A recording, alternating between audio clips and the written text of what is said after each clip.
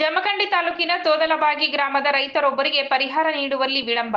ನೀತಿ ಅನುಸರಿಸದ ಹಿನ್ನೆಲೆಯಲ್ಲಿ ಎಸಿ ಕಚೇರಿಯ 3 ಕಂಪ್ಯೂಟರ್, 15 ಕುರ್ಚಿಗಳನ್ನು ನ್ಯಾಯಾಲಯದ ಸಿಬ್ಬಂದಿಗಳು ಸೀಜ್ ಮಾಡಿದರು. ಗ್ರಾಮದ ಶ್ರೀಶೈಲ ರಾಮಪ್ಪ ಮುಜಗೋಣಿ ಅವರ 1 ಎಕರೆ ಜಮೀನನ್ನು ಕಾಲುವೆ ನಿರ್ಮಿಸಲು 2014-15ರಲ್ಲಿ ಭೂ ಸ್ವಾಧೀನಪಡಿಸಿಕೊಂಡು ನೋಟಿಫಿಕೇಶನ್ ಆಗಿತ್ತು.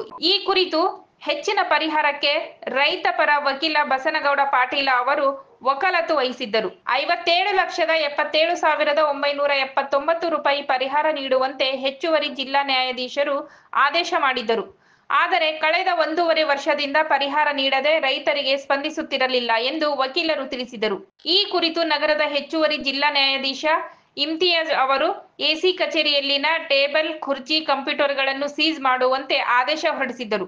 ಜಮಖಂಡಿ 1ನೇ ಹೆಚ್ಚುವರಿ ನ್ಯಾಯಾಲಯದ ಆದೇಶದಂತೆ ಚಿಕ್ಕಲಿಗಿ ಗ್ರಾಮದ ಭೂಸ್ವಾಧೀನವಾದ ಜಮೀನಕ್ಕೆ, ತೊದಲಬಾಗಿ ಜಮೀನಕ್ಕೆ, ಭೂಸ್ವಾಧೀನವಾದ ಜಮೀನಕ್ಕೆ ಸರಿಯಾದ ನ್ಯಾಯಯುತವಾದ ನ್ಯಾಯಾಲಯದಿಂದ ಆದೇಶದಂತೆ ಸರ್ಕಾರವು ಯಾವುದೇ ಪರಿಹಾರವನ್ನು ಕೊಡದೇ ಇರುವುದರಿಂದ ನ್ಯಾಯಾಲಯದ ಆದೇಶದಂತೆ ವಾರಂಟ್ ಆಗಿತ್ತು.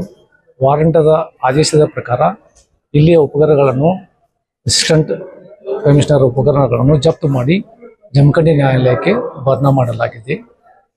ಇದು ಭೂಸ್ವಾಧೀನವಾದ ಜಮೀನವು 10 ವರ್ಷಗಳಿಂದ ಮೂಲ ಪೇಮೆಂಟ್ ಬಿಟ್ಟು ಉಳಿದ ಯಾವುದೇ ತರಹದ ಪೇಮೆಂಟನ್ನು, ನ್ಯಾಯಾಲಯದ ಪೇಮೆಂಟನ್ನು ಇಲ್ಲಿವರೆಗೆ ಕೊಟ್ಟಿರುವುದಿಲ್ಲ.